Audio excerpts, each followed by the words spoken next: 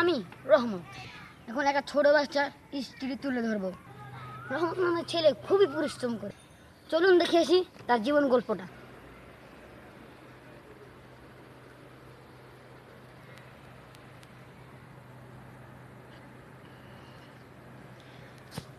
উফ, সারাদিন কিছু খাইনি, দেখি কিছু পাইনি। উফ, এটা কাম হবে না, যাই দিই, এটা কাম পাইনি।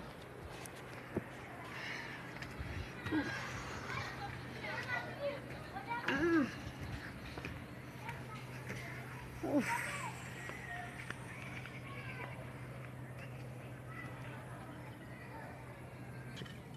উফ, এতটি ইট আমি কিভাবে রাখবো? কেউ কেউ তো পাইতেছিও না। এখন কিভাবে কি করি?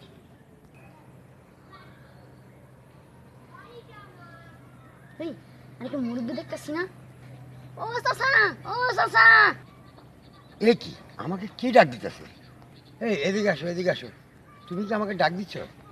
হ্যাঁ কাকা, আমি আপনাকে ডাক দিছি, আমার একটা কাম করতেছে, কাম লাগবে। হ্যাঁ, আমি তোমাকে ডাকছি। এদিকে আসো, এদিকে আসো, এদিকে আসো। এই কি করবো? তুমি কি কাজ খুঁজতেছো? জি কাজ পাইতেছো না?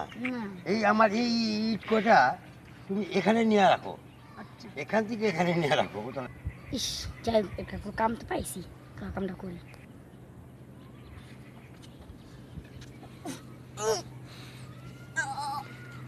ও,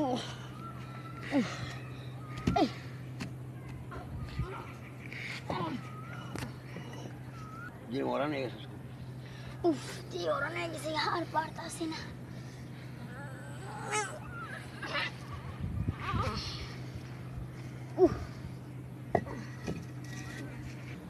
ওহ, ছেলেটা গেল কোথায়?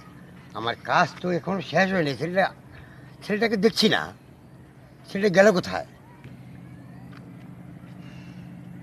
উফ চাচা, সব কাম শেষ করেছি, এখন আমার পেটে ক্ষুধা লেগেছে, কিছু দিবেন আমার খাওয়ার জন্য? খাওয়ার জন্য তো দেওয়া লাগে, কিন্তু কাজটা তো ঠিক সঠিক হয় নাই। সঠিক কাজটা হয় নাই, কিন্তু তারপরও তুমি তো বাচ্চা মানুষ, তোমাকে কিছু খাওয়ার জন্য দেওয়া লাগে আমার। আচ্ছা লো, নাও তুমি টাকা নাও, এই নিয়ে কিছু খেয়ে নাও। যাও, কিছু খেয়ে নাও।